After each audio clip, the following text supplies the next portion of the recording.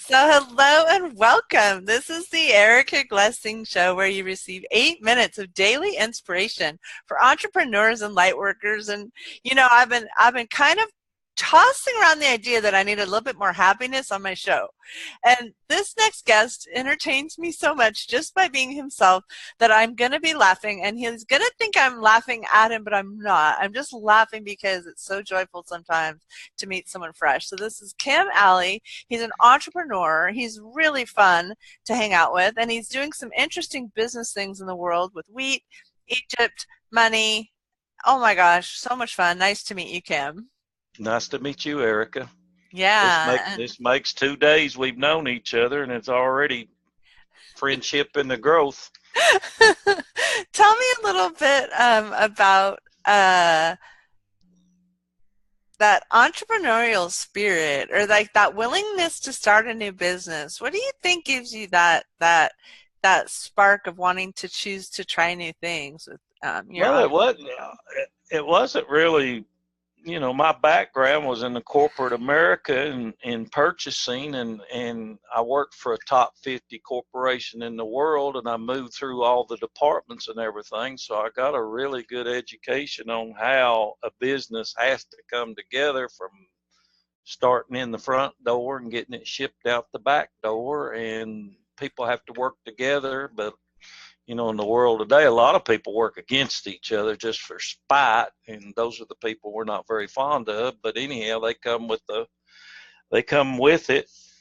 But I got interested in about 2 years ago that the world's going to come to a food crisis one day, because the kids today just aren't interested in getting up before daylight and working to after dark and hoping they make ends meet at the end of the year. So that's kind of my wheat.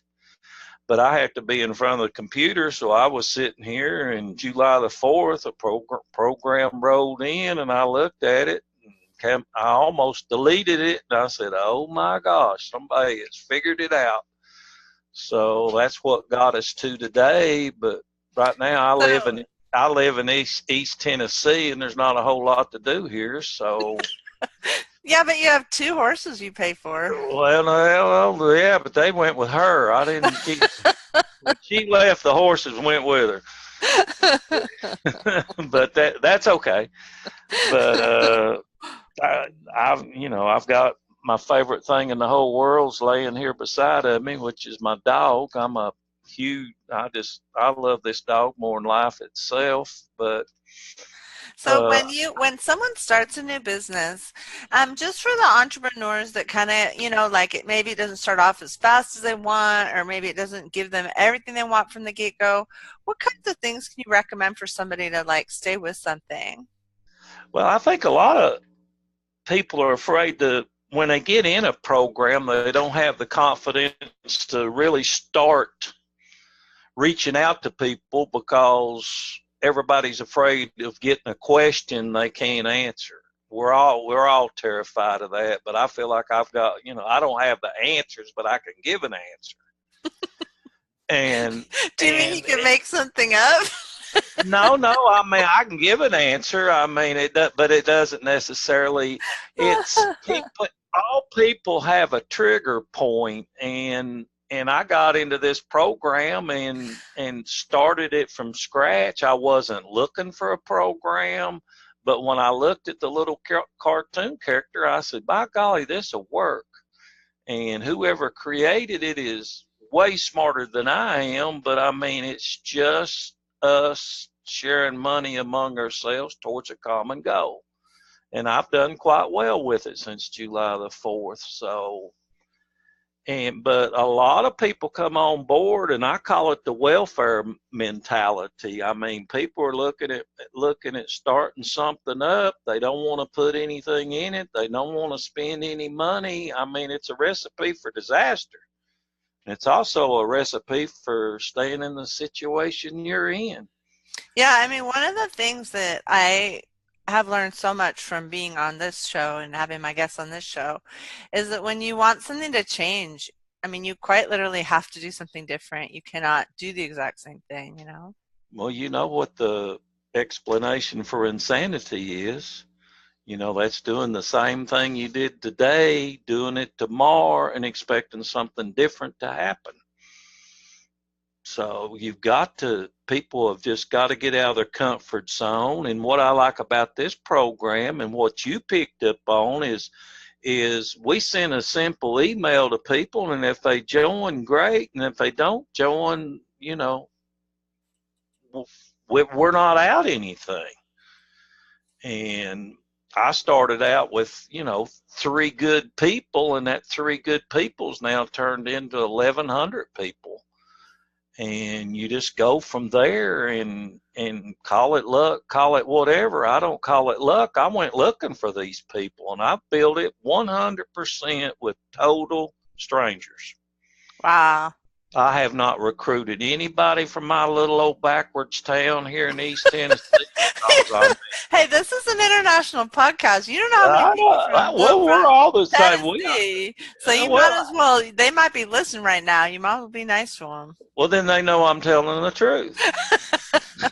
I mean, it just, when you live in a little town of 4,000 people, I mean, everybody knows everybody. They know everything you're doing. So, but I thought of a great quote. I love interrupting people. I'm so sorry. I just get too excited. no.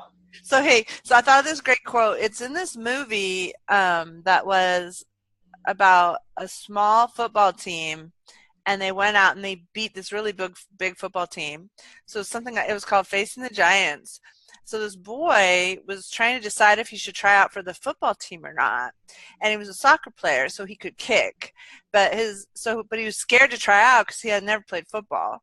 So he was at a new school. They didn't have soccer, and you know what his dad said to him? It was the most beautiful thing. He said, "Well, so you're scared you can't make the team?" And the kid says, "Yeah." And he goes, "Well, you can't get more not on the team than you are now. You're already pretty much as not on the team as you can get right now."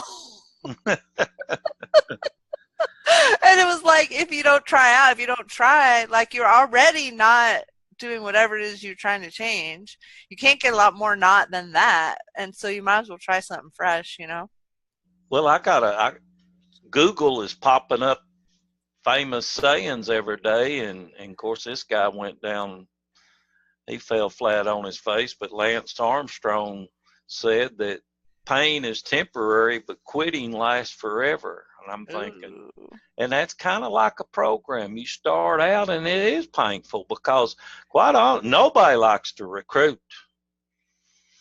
But, quitting means your position ain't going to change is the way I interpreted that. And I'm seeing change, and people are under me are seeing change. And it's just a program where we're trying to form a group and bond together and for a small sum, buy each other's way out of whatever we're facing on a daily basis. I love it. I think I'm just going to have this interview be a little bit cryptic, and I'm going to make people go to theericaglessingshow.com. You've been listening to Kim Alley. So the show will be podcast number 1301. Podcast number 1301. If you go to the Erica Glessing Show, podcast number 1301, you can find out more about Kim. You can find out more about what he's talking about, this exciting new opportunity you could join. And so thank you so much for coming. I love it. Have a beautiful day in sunny, smoky mountains of Tennessee. Yes. We got bears everywhere here.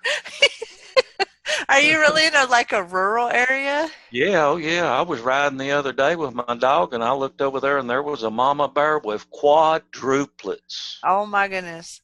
And Do not get between that bear and her baby. But it was so funny. The mom stopped dead, stuck her nose up in there, and then all four babies just ran right into her rear end. Just one right, boom, boom, boom.